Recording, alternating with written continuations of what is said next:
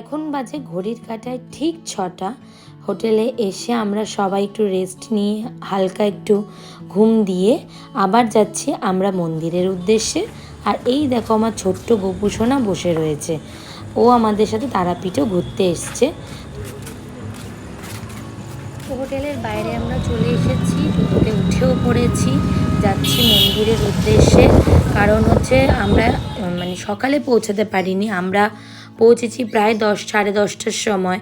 সকালে ভোরবেলা একটা ভোগ দেয়, দুপুরবেলা একটা ভোগ দেয়, রাতে একটা ভোগ দেয়। তো আমরা দুপুরের ভোগটা আর রাতের ভোগটাই আমরা মাকে দিতে পেরেছি। আবার যখন আসবো একদম ভোরবেলায় বা আগের দিন আসার চেষ্টা করব, তাহলে 3 বেলায় তাহলে মাকে ভোগ চড়াতে পারবো। এটা হচ্ছে মন্দিরের প্রথম গেট, আমরা যাব পেছন গেট থেকে।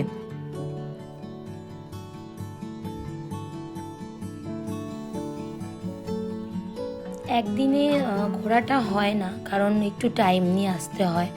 আমরা প্রায় একদিনই সব কাজ হয়তো সামলাতে চাইছিলাম, কিন্তু এটা শরীরের পক্ষে অনেকটাই কষ্ট হয়ে যায়। প্লাস যাদের ছোট বাচ্চা আছে তারা বুঝতেই পারছো। তো মায়ের পেছন গেট থেকে আমরা নেমে পড়েছি, আমরা যাচ্ছি মন্দিরের দিকে। এখানে সন্ধ্যা আরতি স্টার্টও হয়ে গেছে, হয়তো ভোগ প্রদান করাও মাকে হয়ে গেছে।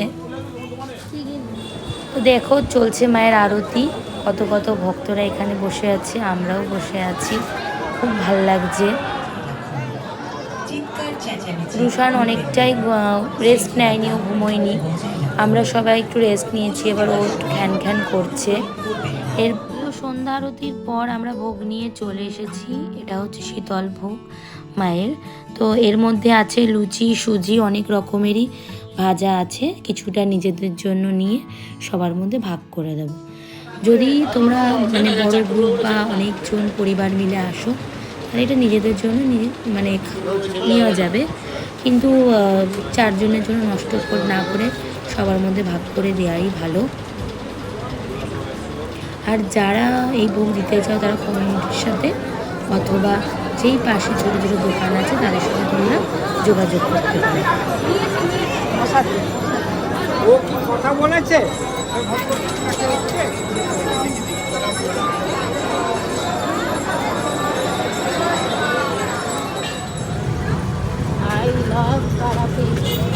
এরপরে যাচ্ছি আমরা হোটেলের দিকে। বাইরে ঝিরিঝিরি বৃষ্টি পড়ছে, আর রাস্তায় তন্দুরি দেখে আমরা হোটেলে এসে তন্দুরি অর্ডার করে নিলাম, যেটা আমি লোভ সামলাতেই পাচ্ছি না। সবাই মিলে বসে আছি। আর রাতের ডিনারে নিলাম আমরা ফ্রাইড রাইস, চিলি চিকেন, খুব ভালো খেতে ছিল।